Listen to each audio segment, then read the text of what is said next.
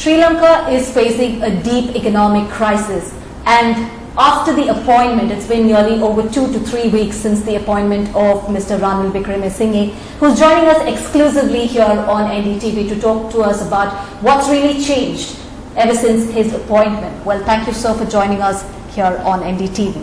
Firstly, my question is in terms of, if you're seeking help apart from India, and what's the status in terms of our neighbor, India, here? India has been really stepped in. They are helping us.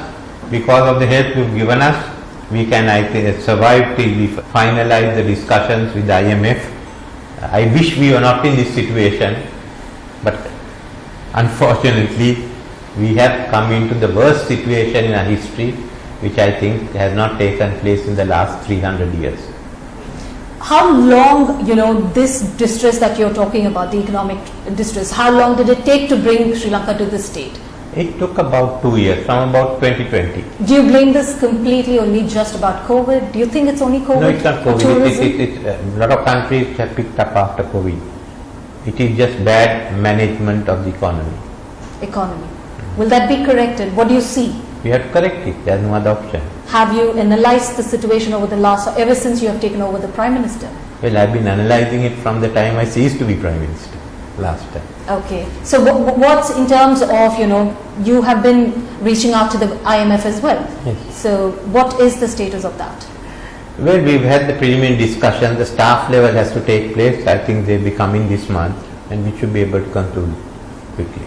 Finally, what would you like to tell to the people of Sri Lanka here, the citizens? Well, what I would like to tell the people of Sri Lanka is, firstly, we must thank India for the help they have given us. Secondly, let's get through this crisis, economic and political. We can make it, and we can build a better future.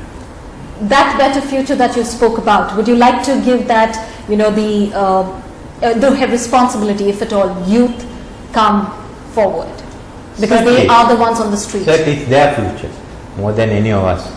So they should have a say.